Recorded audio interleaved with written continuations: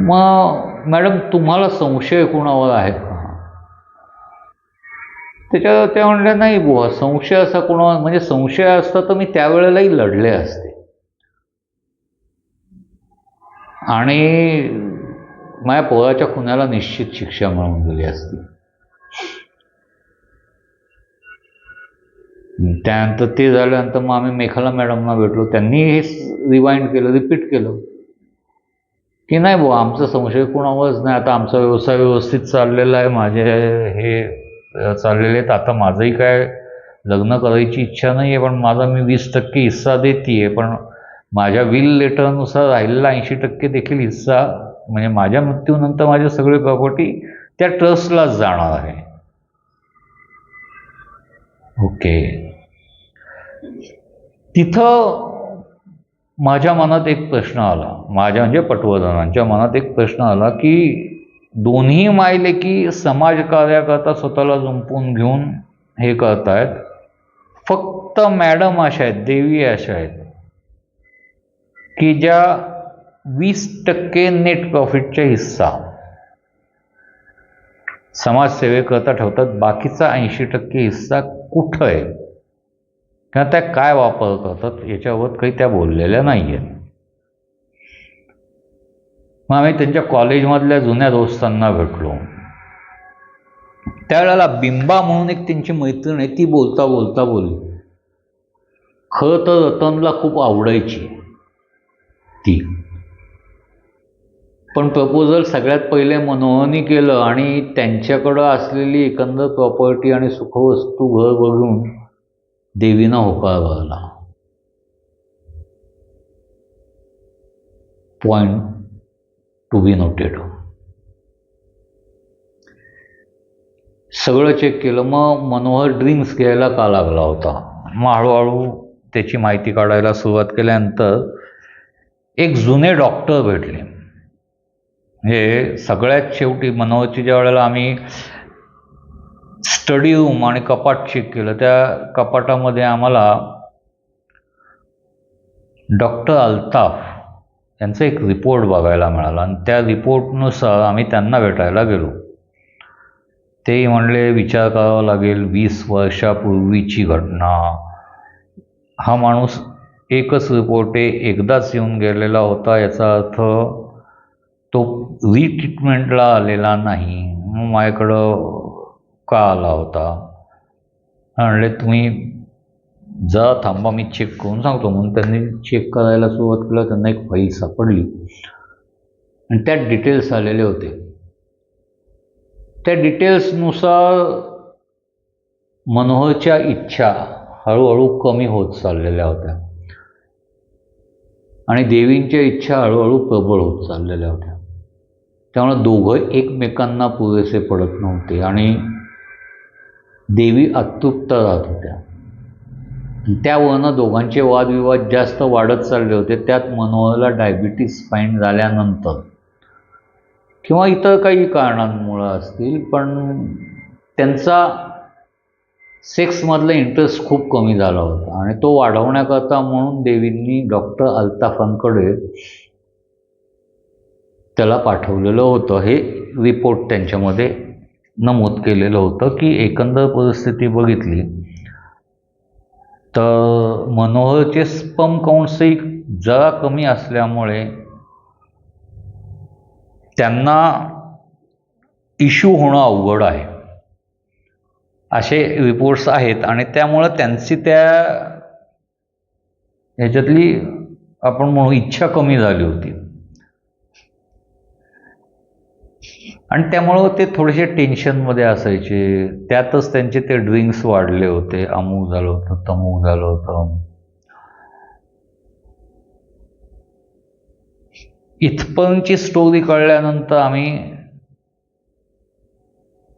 तिथल्या स्थानिक स्वराज्य संस्थेत गेलो की ठीक आहे, 20-22 वर्षापूर्वीचा रेकॉर्ड आहे, आपल्याला शोधायला वेळ लागेल, पण त्यांचा मृत्यू हा नॅचरल झाला होता हे सर्टिफाय कोणी केलं की त्यांचा कार्डियक अरेस्ट होता. मग त्यातले ते सगळे रेफरन्सेस शोधत असताना 20 वर्षापूर्वी हे गेल्यावर कळलं की डॉक्टर निनाद त्यांचे फॅमिली डॉक्टर होते आणि त्यांनी सर्टिफाय केलं आहे. आम्ही डॉक्टर निनादांची माहिती काढली. तर 20 वर्षापूर्वी ज्यांचा जेमतेम दवाखाना चालू होता ते आता त्यांनी एक बऱ्यापैकी हॉस्पिटल बांधलेलं आहे आणि 4 व्हीलरमधनं फिरत असतात. ओके म्हणून मग आम्ही तिथल्या पीपींना परवानगी घेऊन डॉक्टर निदानांचे याच्यावर सर्च वॉरंट काढलं आणि त्या सर्च वॉरंटला घेऊन गेल्यानंतर त्यांना शांतपणे, म्हणजे आम्ही काही सर्च केलं नाही करत असं, त्यांच्या इथं कॉफी पीत बसलेलं असताना त्यांना शांतपणे सांगितलं की असं असं सर्च वॉरंट आहे, हे घेतलं आम्ही तुम्हाला ताब्यात घेऊ शकतो, तुमच्यावर रिमांड घेऊ शकतो, रिमांड घेतल्यानंतर टायरमध्ये काय काय घडू शकतं हे ते आम्ही सगळं अगदी सविस्तर, म्हणजे त्यावेळेला आमच्याबरोबर जे लोकल इन्स्पेक्टर होते गजभाय, त्यांनी अगदी व्यवस्थित त्यांच्या भाषेत ते खुलवून सांगितलं. म्हणजे आमच्याबरोबर जो दुभाषा होता तो सांगत होता प्रॉम्प्ट इन्स्पेक्टर आहे म्हणून, आणि जसं ते बोलत होते तसे डॉक्टर निनाद स्वतःचा घाम टिपत होते. सगळं झाल्यानंतर त्यांनी चष्मा काढला, शांतपणे म्हणले की मिस्टर पटवर्धन, हा मुलगा बोलतोय ते सत्य आहे. मी आणि देवीनी, जे राधा देवींनी आदल्या दिवशी मी त्यांना सल्ला दिला की जांभळाचा रस पिऊन झोपा, इन्शुलिन करता बरा असतो आणि मग साखरही पचेल म्हणून, आणि देवींनी त्यात पोटॅशियम सायनाईड टाकलं जे मीच त्यांना दिलेलं होतं, आणि तो रस त्यांना पाजला आणि झोपवलं. म्हणजे ते ऑन द स्पॉट गेलेले होते. देवींनी फक्त त्यांना झोपवलं, तिथं चादर टाकली आणि बाकीची सगळी तिथली आवश्यक असलेली कागदपत्र हे नष्ट करून रात्रभरात त्यांनी सेटल करून सगळे पुरावे हे ते तयार करून, नाही ते आम्ही दुसऱ्या दिवशी सकाळी त्यांनी मला फोन केला, नोकरांना बोलवलं, ओरडाआरडा केला, हे झोपलेले उठत का नाही आहेत, उठत का नाही आहेत, उठत का नाही आहेत. मी आलो, माझ्या लक्षात आलं की बा आता त्वचा निळी पडायला लागले, जास्त हे करता येणार नाही. मी त्यांना लगेच कार्डियक अरेस्टचं सर्टिफिकेट दिलं. बोलता बोलता बोललो की बॉडी जास्त वेळ ठेवता येणार नाही, कारण ऑलरेडी त्यांना हेवी डायबिटीस होता जो मुळात नव्हता,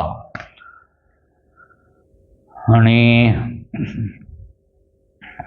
त्वरित 10 संस्कार करावा लागेल, आणि त्याप्रमाणे देवींनी केला.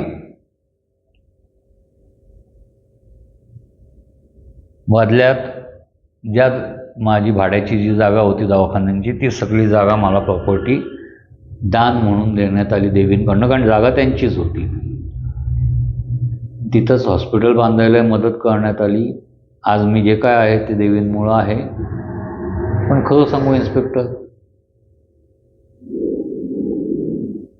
गेले काही वर्ष मला या गोष्टीची टोचणी खूप लागली होती.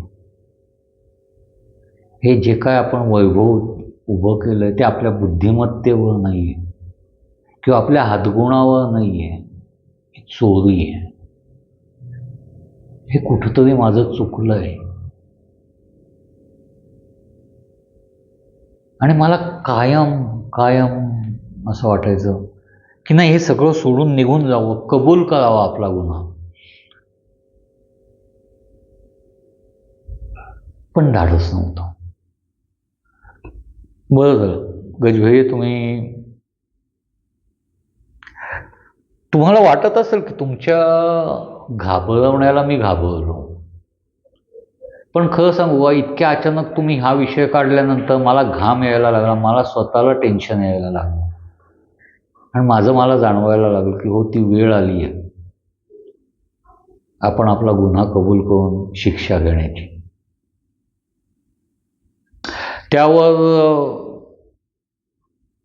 गजबे यांनी सांगितलं की डॉक्टर, मी तुमच्या घरात आल्यापासून तुमचं सगळं बोलणं रेकॉर्ड करतोय. आता हेच तुम्ही जे बोललात हे स्टेटमेंट तुम्ही मला प्रॉसिक्युशनसमोर द्याल का? त्याने सांगितलं, मी जर व्यक्त करतोय दुःख आणि सांगतोय आणि मान्य करतो की शिक्षा घेण्याची वेळ आली आहे, तर मी का बरं घाबरेन? मी हे सगळं स्टेटमेंट द्यायला तयार आहे. हे देण्याकरता ह्याच्याकरता मला देवींनीच पैसे दिलेले होते आणि खरं तर देवी आणि